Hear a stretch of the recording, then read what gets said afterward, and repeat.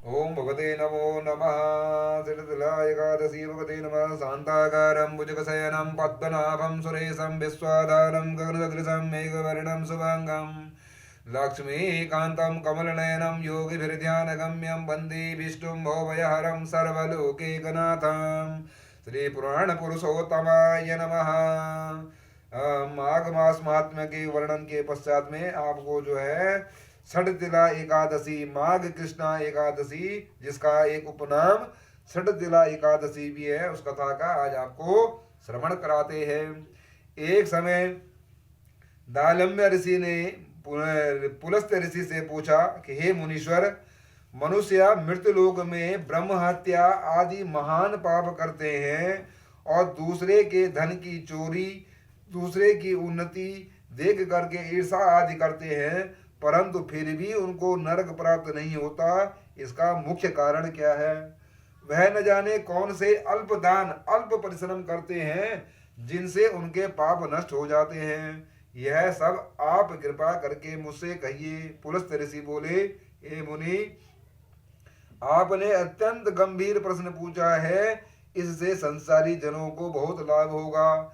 इसको इंद्र आदि देव भी नहीं जानते, परंतु आपको वह गुप्त भेद अवश्य ही बताता हूँ। माघ मास के आने पर मनुष्य को स्नान आदि से शुद्ध रहना चाहिए और इंद्रियों को वश में रखना चाहिए तथा काम, क्रोध, मद, लोभ, अभिमान आदि का त्याग कर भगवान विष्णु का, भगवान शंकर का स्मरण करते रहना चाहिए। उसको हाथ पैर धो करके पुख्य नक्षत्र में गोबर, कपास, तिल मिलाकर उपलेप बनाने चाहिए। उन कंडों से 108 बार हवन करे और यदि उस दिन मूल नक्षत्र हो तो मूल नक्षत्र हो और द्वादशी हो तो नियम से रहे। स्नान आदि क्रिया से शुद्ध होकर के भगवान का पूजन कर कीर्तन करना चाहिए। एकादशी के दिन व्रत करे और रात्रि को जागरण करे तथा हवन करे। उसके दूसरे दिन जो है द्वादशी वाले दिन धूप दीप नैवेद्य से भगवान विष्णु की पूजा करे और खिचड़ी का भोग लगाना चाहिए। उस दिन कृष्ण भगवान का पूजन विशेष रूप से करना चाहिए। उनको पेठा, नारियल, सीताफल या सुपारी आदि अर्घ्य देना चाहिए। हे भगवान हे भगवान, आप अशरणों की को शरण देने वाले हैं। आप संसार सागर में डूबा हुए का उद्धार करने वाले हैं। हे पुंडरीकाक्ष, हे कमल नेत्रधारी, हे विश्व भगवान, हे विश्व के गुरु, हे विश्व भगवान विश्वात्मन, हे जगत गुरु, आप लक्ष्मी सहित मेरे इस तुच्छ भोग का स्वीकार कीजिए। इसके बाद ब्राह्मण को तिल का दान करना चाहिए।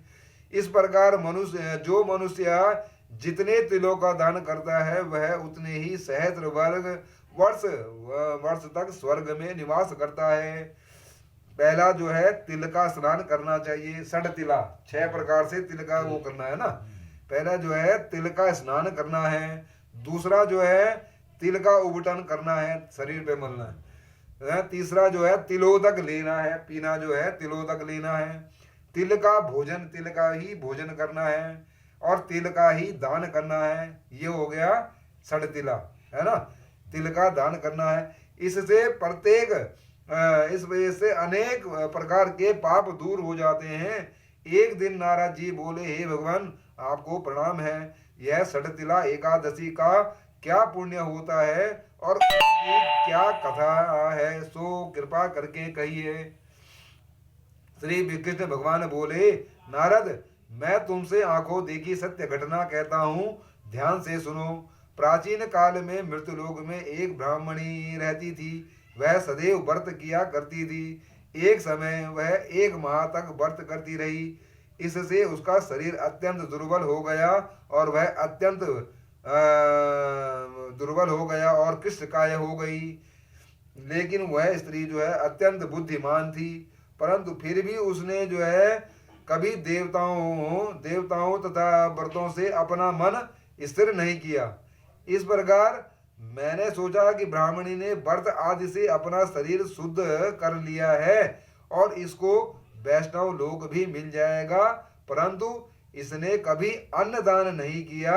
इससे इसकी तृप्ति होनी कठिन है। ऐसा सोचकर मैं मृत्यु लोक में गया और उस ब्राह्मणी से अन्न मांगा। वह बोली, हे महाराज, आप यहाँ किस लिए आए हैं? मैंने कहा, मुझे भिक्षा चाहिए। इस पर उसने एक मिट्टी का पिंड दिया। मैं उसे लेकर के स्वर्ग लौट आया। कुछ दिन बाद वह ब्राह्मणी भी शरीर को त्याग कर स्वर्ग को चली गई।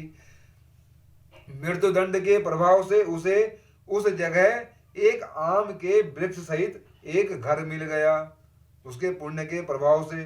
परंतु उसने उस घर को अन्य वस्तुओं से शून्य पाया।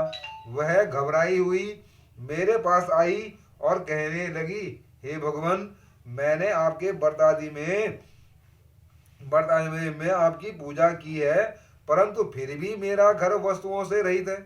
मैंने कहा, तुम अपने घर जाओ, देव स्त्रियां तुम्हें देखने आएंगी। जब तुम उनसे षटतिला एकादशी का पुण्य और विधि सुन लो, तभी द्वार खोलना। भगवान के ऐसे वचन सुन करके वह अपने घर गई, और जब देव स्त्रियां आई और द्वार खुलवाने लगी, तब वह ब्राह्मणी बोली, यदि आप मुझे देखने आई हैं तो षटतिला एकादशी का महात्म्य कहिए। उनमें से एक देव स्त्री बोली, मैं कहती हूँ, सुनो। जब उसने षटतिला एकादशी का महात्मा सुना दिया, तब द्वार खोला। जब देव स्त्रियों के कहे अनुसार उसने षटतिला का व्रत किया, उसके प्रभाव से उसका घर धन धान्य से परिपूर्ण हो गया। अतः वह मनुष्यों को मूर्खता छोड़ करके षटतिला एकादशी का व्रत अवश्य करना चाहिए। इससे मनुष्य को जन्म में आरोग्यता मिलती है और अगले जन्म में सद्भाग्य की प्राप्ति होती है। बोलो यज्ञ पुरुष भगवान की जय। श्रीमन नारायण।